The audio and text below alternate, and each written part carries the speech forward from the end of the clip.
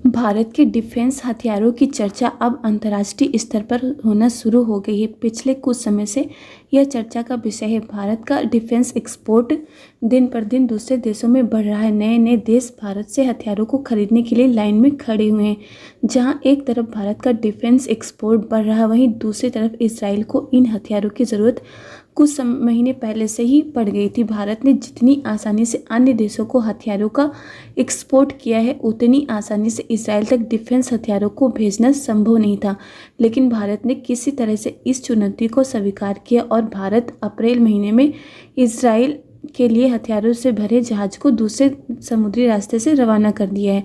हथियारों से भरे इस जहाज को 25 मई के आसपास पहुंचना था, लेकिन यूरोप के एक देश स्पेन ने इन हथियारों को इसराइल पहुंचने में एक बाधा डाल दी है, जिससे ये हथियारों से भरा जहाज इसराइल नहीं पहुंच पाया है। पूरी अपडेट क्या है इस वीडियो में विस्तार से बताएंगी। उससे पहले अगर अभी तक आप लोगों ने चैनल को सब्सक्राइब नहीं किया तो चैनल को सब्सक्राइब कर लीजिए, साथ ही में वीडियो को लाइक भी कर दीजिए और अब वीडियो को अपने दोस्तों के साथ फेसबुक, व्हाट्सएप, इंस्टाग्राम ग्रुप पे शेयर भी कर दीजिए।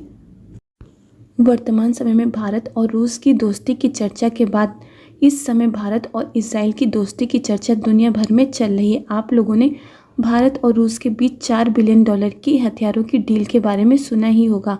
आपको यह बात जानकर हैरानी होगी कि पिछले महीने 8 अप्रैल के दिन भारत की तरफ से इसराइल के लिए विस्फोटक सामग्री से भरे जहाज को रवाना कर दिया गया था। भारतीय डिफेंस हथियारों और इन हथियारों को बनाने में इस्तेमाल होने वाले विस्फोटक की डिमांड दिन पर दिन बढ़ती जा रही है। भारत ने इसराइल की मदद करने के लिए विस्फोटक से भरे जहाज को रवाना तो कर दिया, लेकिन भारत के लिए यह कदम इतना आसान नहीं होने वाला था। लेकिन भारत ने इस चुनौती को स्वीकार करते हुए इसराइल को विस्फोटक से भरा जहाज भेज दिया। इसराइल की तरफ भेजे गए इस जहाज को 25 मई के आसपास पहुंचना था, लेकिन जिसका डर भारत और इसराइल को पहले से ही था, आखिरकार वही हुआ।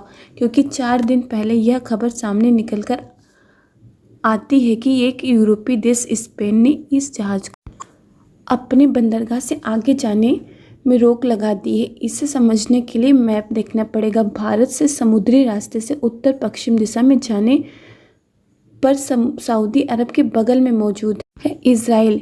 इसराइल को ही भारत ने समुद्री रास्ते से विस्फोटक सामग्री भेजी है। मैप को बड़ा करके देखने पर पता चलता है कि भारत से इसराइल जाने का जो सबसे आसान रास्ता है वह है इंडियन ओशन और रेड सी के समुद्री रास्ते से होते हुए इसराइल तक पहुंच जाना।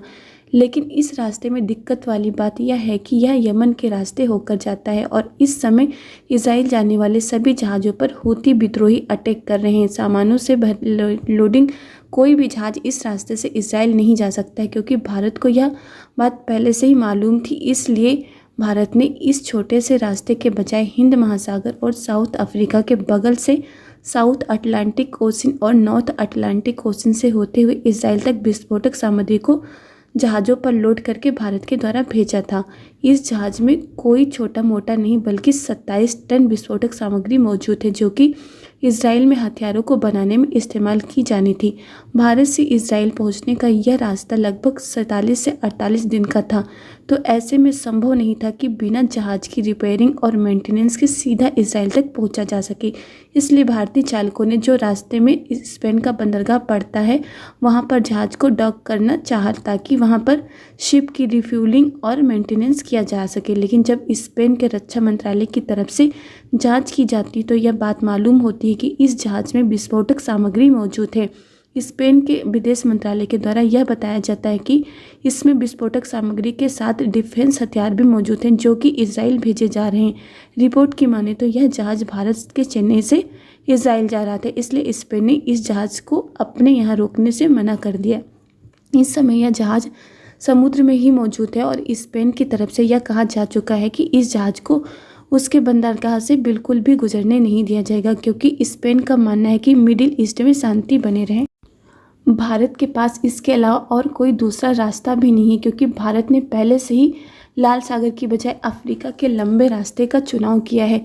अब भारत और इसराइल इसके लिए कुछ ना कुछ तो रास्ता निकालेंगे। लेकिन अब आप सोच रहे होंगे कि जब सभी देश इसराइल का विरोध कर रहे हैं और यहाँ तक कि अमेरिका ने पिछले महीने ही इसराइल को दिए जाने वाले हथियारों का समर्थन बंद कर दिया है और स्पेन भी नहीं चाहता कि भारत इसराइल की मदद करे। तो भारत आखिर ऐसे समय पर इसराइल को विस्फोटक क्यों भेज रहा है? तो आपको बता दें कि इसराइल ने भारत की इतनी विकट परिस्थितियों में मदद की थी कि इसराइल को इस समय चाहे जितनी भी मदद की जाए वह कम है, क्योंकि इस बात को सभी देश जानते हैं कि कारगिल युद्ध के समय इसराइल ने अमेरिका के खिलाफ जाकर भारत की जमकर मदद की थी। इसराइल ने खासकर भारतीय वायुसेना की मदद की थी, क्योंकि उस समय भारत के पास ना तो कोई खास बम था और ना ही कोई हथियार जिसकी मदद से भारत सटीकता के साथ दुश्मन पर हमला कर सके। तब उस समय इसराइल ने लेजर गाइडेड बम भारत को दिया, जिसका उपयोग करके भारतीय वायुसेना ने पाकिस्तान के ठिकानों को तबाह कर दिया था। इन बमों की सहायता से भारतीय सेना ने पाकिस्तानी सैनिकों के ठिकानों को बर्बाद कर दिया था। भारत को ऊंचाई वाली जगह पर इसी की वजह से कब्जा मिल पाया था, जबकि उस समय यदि इसराइल भारत को लेज़र गाइडेड बम देकर मदद न करता तो शायद यह भारत के लिए नामुमकिन था। तभी से भारत और इसराइल के बीच के संबंध इतने मजबूत हुए हैं कि आज तक कोई भी देश इसे नहीं तोड़ पाया। देखा जाए तो इस संकट की घड़ी में इसराइल भारत को उसी तरह मदद कर रहा है जिस तरह कारगिल युद्ध के समय इसराइल ने भारत को किया था। इसलिए भारतीय रक्षा सूत्रों का कहना है कि इसराइल को विस्फोटक सामग्री देकर भारत ने किसी भी अंतर्राष्ट्रीय नियम का उल्लंघन नहीं किया है। आपको बता दें कि इसराइल की कई सरकारी कंपनियां भारत में निवेश किए हुए हैं। भारत में इसराइली कंपनियां विस्फोटक से लेकर किलर ड्रोन तक बना रही हैं, जिनका इस्तेमाल सिर्फ इसराइल ही नहीं बल्कि भारत की भी अपने लिए कर सकता है। इसलिए भारतीय कंपनियां ने हाल ही में विस्फोटक और ड्रोन की सप्लाई की है। इसराइल ने भारत से जब विस्फोटक सामग्री की सप्लाई मांगी तब भारत को भी इस बात का अंदाजा हुआ कि इसराइल का एहसान उतारने का यही सबसे बढ़िया समय है। इसलिए भारत ने लगभग 27 टन विस्फोटक सामग्री इसराइल के लिए रवाना कर दी, इसराइल की मदद के लिए। आपको यह क्या लगता है कि भारत के द्वारा इसराइल को भेजा गया डिफेंस हथियार और विस्फोटक सामग्री सफलतापूर्वक इसराइल पहुँच पाएगी? आपकी इस पर क्या राय है? अपनी राय कमेंट करके ज़रूर बताएं। और आप लोग को वीडियो पसंद नहीं तो आप लोग वीडियो को लाइक ज़रूर कर दीजिए। साथ में चैनल को सब्सक्राइब कर नोटिफिकेशन बेल आइकन को ज़रूर दबाइए, तभी लेटेस्ट वीडियो की नोटिफिकेशन आप लोग को मिलेगी और आप लोग वीडियो को सबसे पहले देख पाएंगे।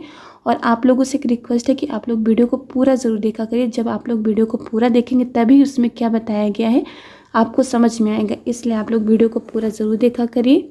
और वीडियो में कोई भी किसी भी तरह की कमी हो तो उसको भी आप लोग कमेंट करके ज़रूर बताएं, जिससे कि उसमें सुधार किया जाए।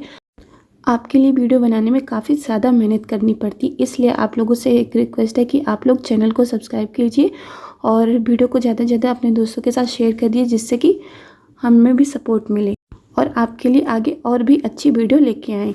इस वीडियो में बस इतना ही। जय हिंद, जय भारत।